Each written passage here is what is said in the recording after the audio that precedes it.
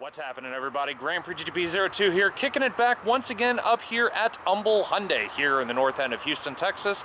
And today I'm working with the 2016 Hyundai Genesis Coupe. And it's time to see if even after almost a decade of this thing being on the market already, whether this thing still has everything that the modern day car enthusiasts are still looking for.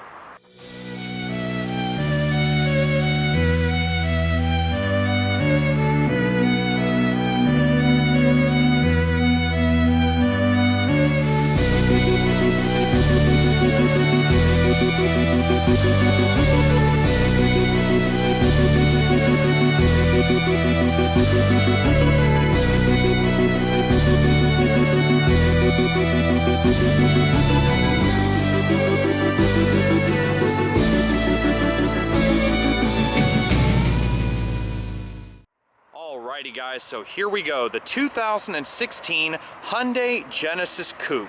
Now before we actually get into all the good stuff about this car, I want to remind everyone once again of why this car is called Genesis in the first place. Because just like the Genesis sedan when it came to the US here in 2009, the Genesis Coupe was definitely a whole new direction, or a whole new beginning, if you will, of Hyundai product development worldwide. Now, the English dictionary defines the term Genesis, for those who may remember, as the origin or the mode of formation of something. Now, how that relates to the Genesis Coupe compared to the Genesis sedan is the fact that the Genesis Coupe was Hyundai's first ever rear-wheel drive, purpose-built sports car. Now, that also dispels the myth of the fact that most people seem to believe when the Genesis Coupe first came out that it was the replacement to Hyundai's aging two-door coupe, the Tiburon. Now, that is a complete myth because, according to most specialists, the Tiburon was replaced by the Hyundai Veloster because it fell under a completely different philosophy, being a more fuel-efficient front-wheel drive sports car, whereas this was designed from the beginning to not only have rear-wheel drive, but to be the most powerful sports car that Hyundai has ever built for production run.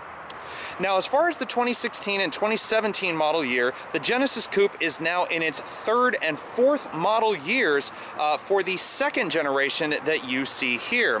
Now, for 2016 in particular, this car came in 3 different trim levels with only one available engine choice. Now, yes, I know many enthusiasts are disheartened the fact that Hyundai did away originally with what was the second engine choice, or rather in that case the first engine choice, when they did away with the 2-liter turbocharged 4-cylinder engine that was equipped to the Genesis Coupe from its beginning until 2014, leaving us only with this one. Now, the engine in and of itself is pretty awesome, but again, there's 3 different trims, which are the base, the R-Spec, which is the most hardcore version and only the second out of 3 cars in Hyundai's entire existence to ever wear the R-Spec badge, and then of course you have the one I have here, which is a 2016 Genesis Coupe 3.8 Ultimate. Now, the Ultimate, of course, adds pretty much everything. And starting here at the front, not only can you see a lot of Hyundai's current design cues and design language, but you also see pretty much all of the options.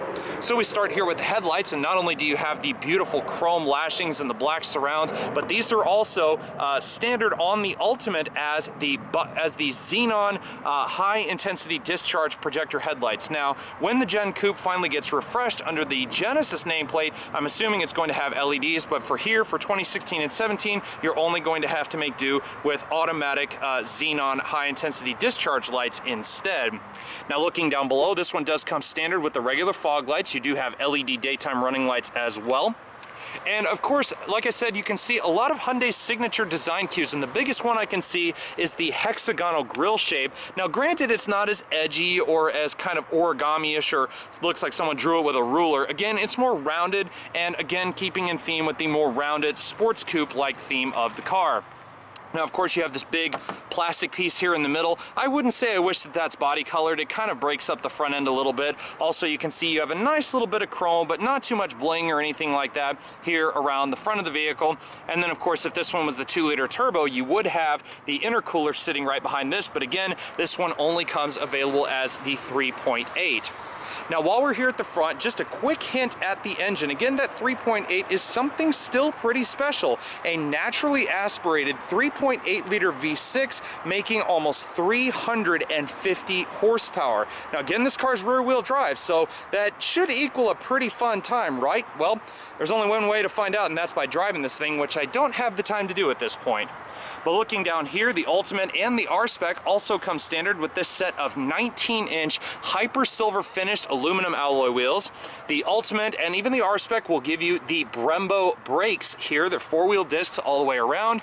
You have 5-link, multi-link independent rear suspension.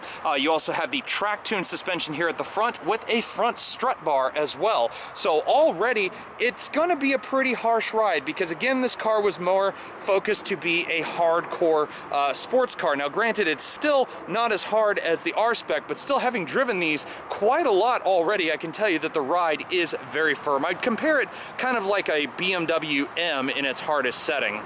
Now here on the exterior also, we have body color exterior mirrors with the LED turn signals integrated into the side. The Ultimate also does come standard with the power tilting and sliding sunroof.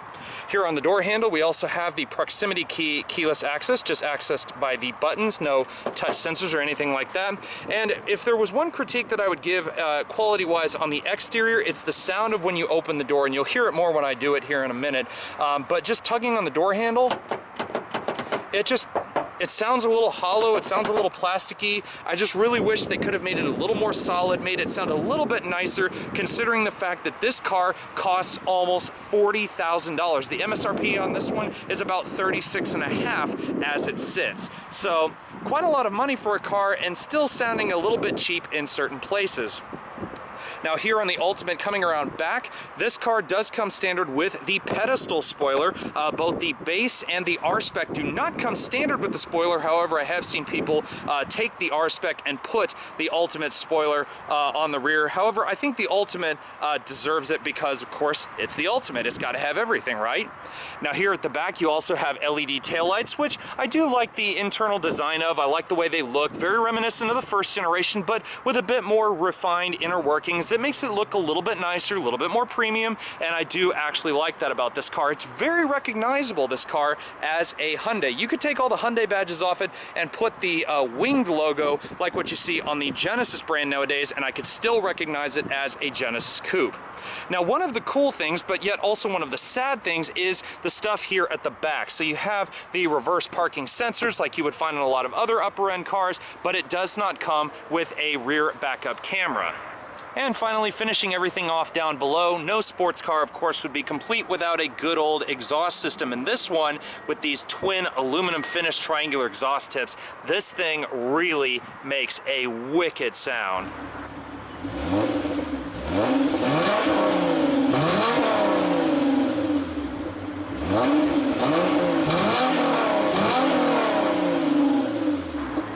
So as we finish off the exterior portion here, the final note that I've got to say about our particular test vehicle is that this thing looks absolutely gorgeous in this Caspian black metallic exterior. This thing has so much flake in it, and I'm not sure how well you'll be able to see it, but it has so much metallic in it, nice blues, greens. I'm catching a little bit of purple in there too, and just the sparkle and the overall aura that this car gives off when it's dressed in black just looks absolutely stunning.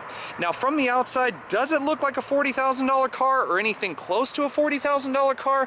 I'm not really so sure. I mean, again, this design was all the way back in 2013, and here, 3 to 4 years on, it's still going on and still going strong though. There is quite the enthusiast market for these because they are a bit of an underdog. You really wouldn't think of a Hyundai as a performance car, but yet again, 350 horsepower and that big old V6 should translate into some pretty impressive performance. Now again, this one being the Ultimate, it of course means it is packed with technology. So that means we're moving on to the inside to see what kind of gizwizzes you get for your money.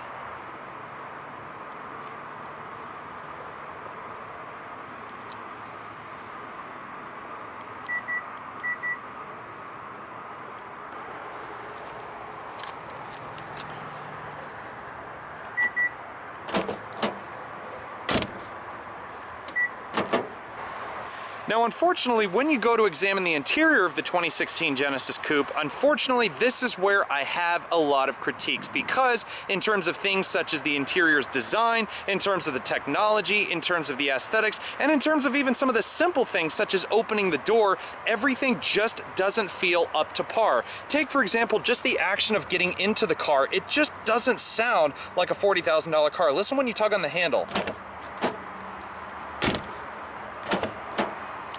It just sounds, it sounds tinny, it sounds hollow. It doesn't sound like a premium $40,000 sports coupe. Now, of course, when you open the door, the window will lower just a hair to allow the window to clear the door frame. And once you examine the interior itself in the Genesis Coupe, again, unfortunately, it feels like it's stuck back in 2013. Things like the design of the steering wheel here, this 3-spoke leather trimmed wheel here on this particular Ultimate trim, and even here on the door, you do have soft padded materials up here on the top of the door. It's a kind of a medium to fine grain material, but you do also have hard touch plastics for things such as the surround for your switches, including your automatic up-down driver and passenger windows, your power door locks, and your power mirrors, and even things such as the door handle, this sort of matte silver finish. It's just plastic. It just doesn't feel like metal. Now, I'm not saying they should have built it out of aluminum, but come on, Hyundai, this is a $40,000 car. I would have expected a little bit more out of you here. You also do have the color matched leather. Now, this one has what Hyundai calls the tan leather interior. Now, I don't know about you, but that does not look like tan to me. I would definitely say this is the saddle brown interior. I've seen it in black. It's pretty plain, but the saddle brown here mixed with the Caspian black just looks the business. Now, you do have padded leather here on the armrest, so I mean, I would be happy to rest my elbow there. And then just down below, again, more hard plastics, a nice little map holder here with no bottle holder in it or anything like that. But you do have your trunk release and your gas cap release as well. Now, also, this being the Ultimate, you may notice down here on the door speaker that it has a little word that says Infinity. Now, I'm not talking about the car company Infinity. I'm talking about the 360-watt Infinity premium audio system that is fitted to this particular tester here. Now, also down below, you do have the nice blue illuminated Genesis logos inside your aluminum kick plates here, which don't really feel like aluminum. They feel more like plastic, but you also have the power adjustable driver's seat with the manual recline, so you have power distance and height, and also power lumbar support as well. Now, looking at the seats themselves, again, this brown leather is just gorgeous. I can see why Saab Kyle 04 loved it on his Genesis Coupe that he bought all the way back in 2010. It's still just as beautiful. And the feel of the seats, it's a little firm, it's a little plasticky. The perforations here in the middle feel kind of the firmest, the hardest. Maybe they'll soften up as the car gets a little more age on it. I mean, this car here has only 200 miles on it, so it's not exactly what you would call worn in, but just, it doesn't feel up to scratch. It just feels a little plasticky and a little fake, but overall I can't really dog it too bad because I do love the color of those seats. So now, finally sitting down inside the interior of the 2016 Genesis Coupe, the first thing I can tell you is, of course, it is a sports car. So even someone as tall as myself at 6'1", 185 pounds, I did have to duck my head quite a bit to clear the door frame here. But once you actually sit down in these seats, for starters, the seats are a lot more comfortable than they first felt. They do have a little bit of give to them. Again, I'm not very heavy, so I'm not like sinking down into these seats, but they are comfortable in their own right. I have plenty of leg room here. The distance control is quite good, so even someone a little bit taller than myself could actually fit in this car in terms of legroom without really a single issue.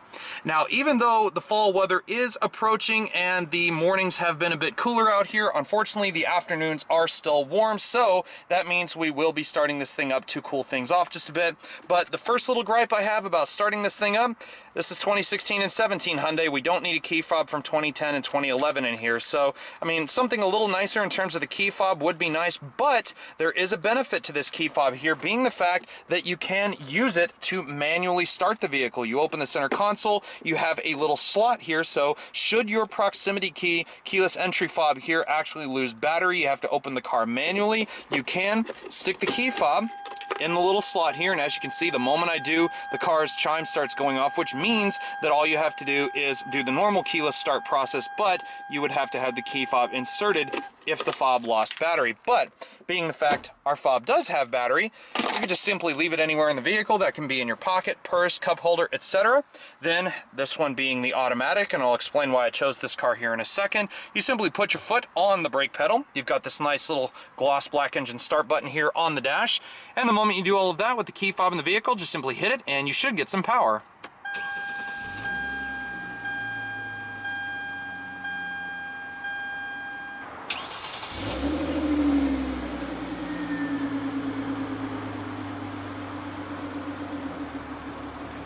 So now that we've got our Genesis Coupe all warmed up here and got the air conditioning going, looking around the rest of the Genesis Coupe's interior, I can certainly tell you that while I do have my gripes and while this is the top of the line Genesis Coupe, I will say that the immediate feeling that I'm getting in here is that this was designed from the beginning to be a sports car without too many distractions to distract the driver from the job of driving. I mean, yes, you have your modern day conveniences here on the steering wheel, all of these buttons and gauges and stuff here in the center console, but the immediate feeling that I'm getting just with that beautiful V6 purring away up front here and just the comfort level that I'm getting, I feel like I'm in a sports car.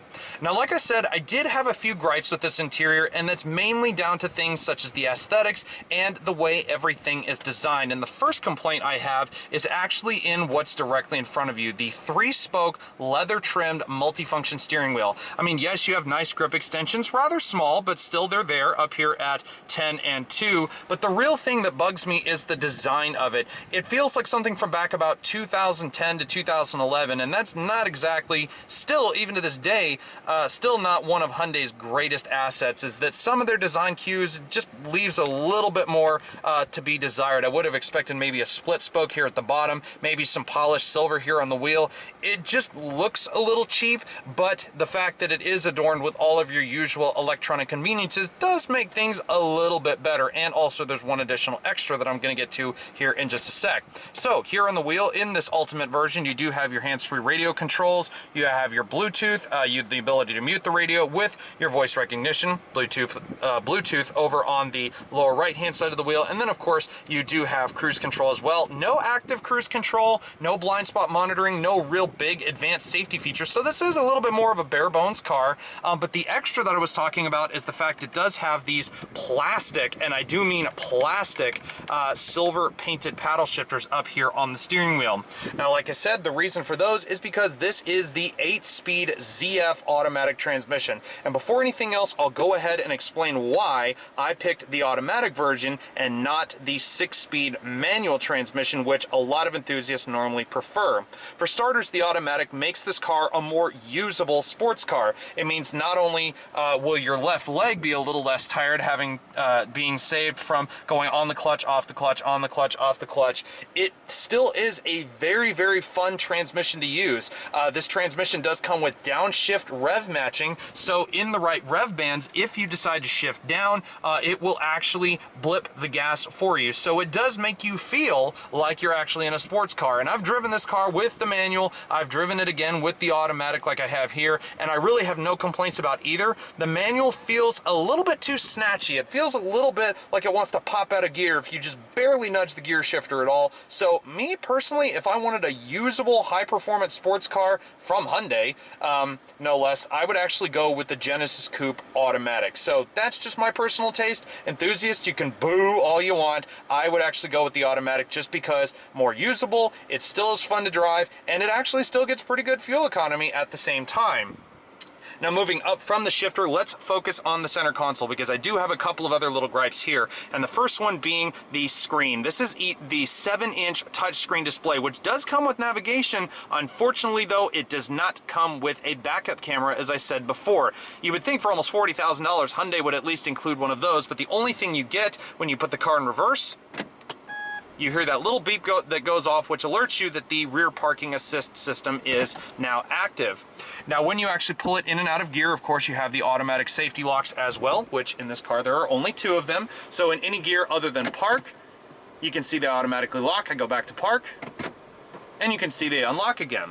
Now the nav screen, I mean, it's pretty standard Hyundai. You do have your typical zoom in, zoom out, and all that good stuff, but the map graphics do look a bit dated. I feel like I'm looking at something off of a smartphone, or actually, in fact, I think a smartphones, or some of them these days, look a little bit better than this. So I really would have expected more for something that's been around for at least 2 to 3 years. You think there would have been an update there somehow, some way. I do know for a fact that Hyundai has updated the Blue Link system in this car, the telematics and car care, but that's just not enough. I really wish that they had updated the nav system in this car as well. Now, if you can't be bothered to use any of the touchscreen functions, you do have all of your buttons down here, including your map with voice command, your destination, points of interest, your Bluetooth telephone, your vehicle information, including your XM data, Blue Link, and GPS information. Now, like I said, this car, or in the Ultimate, does come with the 360 watt Infinity Premium audio system, which does actually have a pretty nice little sound to it.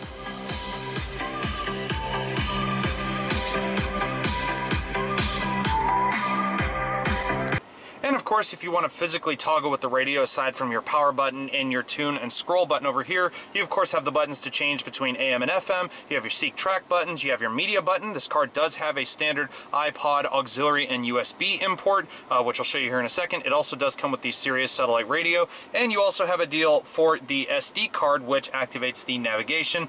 And you also have just the setup function that allows you to toggle a whole bunch of different things, but we'll just go ahead and go back to the map here. Now, this bank of 3 gauges here in the middle has been around on the Genesis Coupe since this second generation was introduced. Now, in the 2-liter turbocharged model, one of these gauges was a little bit different than the setup that I have here. In this particular setup with the V6, we do have your average fuel consumption, you have a torque gauge here in the middle, and you also have your oil temperature gauge over here on the far right. But here in the middle, this torque gauge was actually replaced with a boost gauge, of course, obviously, in the 2-liter turbo. But now that the turbo is gone, it has since been replaced with just a standard little torque meter. Now, it goes all the way up to 300 pound-feet of torque, which this car, 295 pound-feet, so you could almost max it out if you decide to actually floor it. Now, of course, this being the Ultimate, you do have a single zone climate control system, but it's pretty nice. You do have the sort of brushed aluminum trim here in the middle to make it look a little bit more premium. You do have 2-stage heated seats for both the front occupants here, front and rear defroster, button to turn it off, your climate button, which as you can see, it activates a nice little display up there on the main screen. You have your climate mode, which is just your different climate zones, fan speed over on the right, temperature over on the left, and then of course air conditioning, recycling, and drawing in air from the outside as well. Now, one of the other things I do like is this nice little Genesis Coupe inscription down here in the front. I do like the way that looks. Now, I did mention this thing has an iPod USB input, so if you can just see that there in the front, that comes standard on pretty much every Hyundai model nowadays. So it doesn't matter whether you get this Genesis Coupe or whether you get a Genesis sedan or a Sonata or an Elantra or anything like that, you're going to get the standard iPod USB and auxiliary inputs. Now, again, moving back down here to the shifter, again, this is the 8-speed automatic, nothing new there since we just went over it. It's finished in a nice bit of gloss black. You do have a rather plasticky outer material here on the outside of the shifter. It's supposed to be leather, but it really doesn't feel like it. The feel of the shifter itself is pretty good. Like I said, you got park, reverse, neutral, drive. You have the manual mode. You can go up to shift up a gear, pull back to shift down a gear, and then of course you have the paddles up here in the steering wheel as well. Overall, great feeling shifter. It feels good just to rest your hand on, though I really wouldn't recommend it since it's not really recommended by a lot of people nowadays. And then finally down here, you do have a synthetic, what feels like a plastic synthetic-y kind of leather wrapped emergency brake handle. You have your 2 cup holders here in the front, and then again, like I said, your leather bound center console with the emergency key slot as well. Now, you do have just a standard power outlet as well, and it is deep. I mean, you could put a few things in there, like a phone and maybe a few other things, but I wouldn't go putting anything too big in there. And finally, last but not least, just as a feeling for the center console itself, not too bad, a little bit rubbery, but a little bit of padding all the same. And last but not least, we of course get to the driver information center and gauge cluster here in front of you, and also the sunroof up top here in a second. As far as the gauge cluster goes, I do like these nice little blue rings around the outside. It's been on the Genesis Coupe for a while now. You do have your standard information display, which you just push the little trip button over here, and you can actually go through different things. You can see your different distance to empty, average fuel economy, average speed, last time that the engine's been running, and it goes right back to your trip. And then of course your odometer is located right at the top. Now, speaking of up at the top, like I said, this car does have the power-assisted tilt and sliding sunroof, so you can either just push it all the way back, just like that. It is an automatic one-touch function. And I don't see a button to tilt, so maybe it is just sliding, but anyways, you do have the nice little function there. Or, I guess I was wrong, you push up on the trigger and it tilts it, my bad. Then you pull down, and there it goes. You learn something new every day. Now, just like a lot of other big rear-wheel drive sports coupes out there on the market, Hyundai did actually try to make the Genesis Coupe a little bit more practical by actually fitting a set of rear seats to it. However, I can tell you, reaching back here to release the front seat, that you really would not want to put anyone back there in the rear seats. There really is not a whole lot of room to speak of, even though they did actually lower the sort of butt position down there. There's more of a depth to that rear seat. I wouldn't put anyone back there under 6 feet tall, or over 6 feet tall rather. So really, to me, the Gen Coupe should still just be a genuine two-seater sports car. Now, for those of you out there who are looking for a big rear-wheel drive sports coupe that has a bit of practicality to it, unfortunately, I would not place the Genesis Coupe up towards the top of that list. In fact, I would actually put it at the lower part of that list, because even though the trunk is a little bit on the deep side, meaning it does go a good ways back, and the rear seats will actually fold down as one whole unit, the opening of the trunk, for starters, is not what you'd call very big. I mean, yes, it is rather wide, but this entry right here is very narrow. I would say the biggest thing you could fit in there is probably a sizable duffel bag, maybe a couple of good-sized suitcases. I wouldn't even try fitting anything like a pair of golf or a set of golf clubs back there. I would just say that the trunk space is adequate for a big rear-wheel drive coupe, but as far as overall practicality goes, I really would not put it at the top of my list. Now, if there's ever a production car that says I'm understated, yet I have the brawn to back up the claims, then the Genesis Coupe definitely fits that statement to the T. Because nestled in the engine bay of this car here is one of the most powerful, naturally aspirated engines that Hyundai has ever fitted to any of their current production vehicles. It only sits second fiddle to the direct-injected 5-liter V8 that's fitted to the Genesis G80 5.0 sedan and the upcoming Genesis G90. Now, what you're looking at here is Hyundai's 3.8-liter Lambda 2 double overhead cam 24-valve V6. Now, like the engine cover says here, it also features their gasoline direct fuel injection and their dual continuous variable valve timing. The numbers are actually pretty impressive: 348 horsepower and 295 pound-feet of torque. Now, that's a jump of 42 horsepower over the first generation Genesis Coupe, which was rated at 306 horsepower. Now, the fuel efficiency numbers for a big rear-wheel drive 3,500 plus pound coupe are actually pretty good. With the 8-speed automatic transmission that I have here, you're looking at 16 miles per gallon in the city and 25 miles per gallon on the interstate highway. Now, you can run this engine on either premium or regular unleaded fuels. However, if you run it on the premium fuel, that's when you're going to get the full amount of horsepower. You run it on the regular unleaded gas, you're going to diminish your fuel economy and diminish your horsepower and torque numbers just a little bit as well.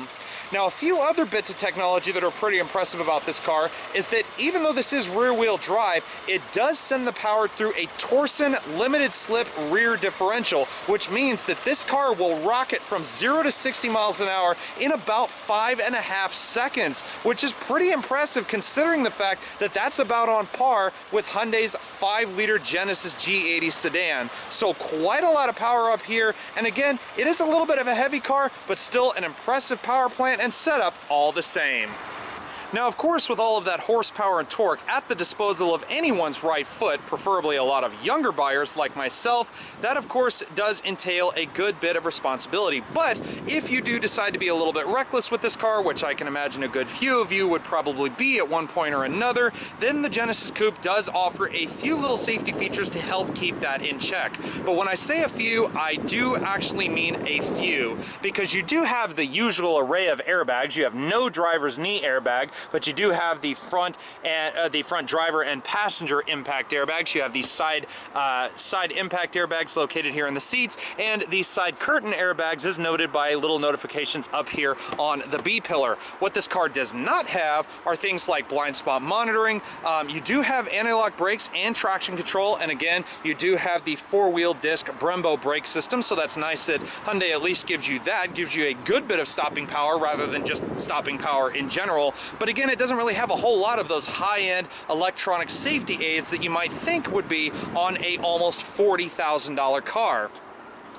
Now, stepping down into the passenger side, again, you do have to fall into this car a little bit to actually step down in here. But once I'm in the passenger side, I do have the glove box in front of me, but it's just plastic. It's not lined with felt. It is damp though. As you can see, it does fall nice and sort of medium pace, I guess you would say.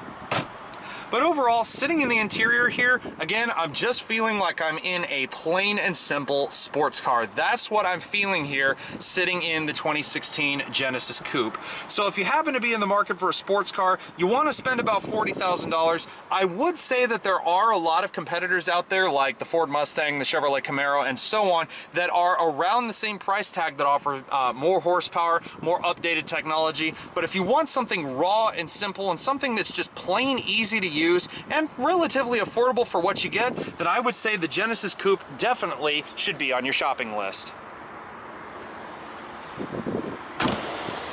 And on that note, ladies and gentlemen, our time here with the 2016 Hyundai Genesis Coupe 3.8 Ultimate has now unfortunately drawn to a close. I do hope you guys have enjoyed this review as much as I have had fun in making it for you guys. Now, if you guys like what you see, feel free to like, subscribe, or leave a comment in the box below, or do some kind of combination of all three, perhaps.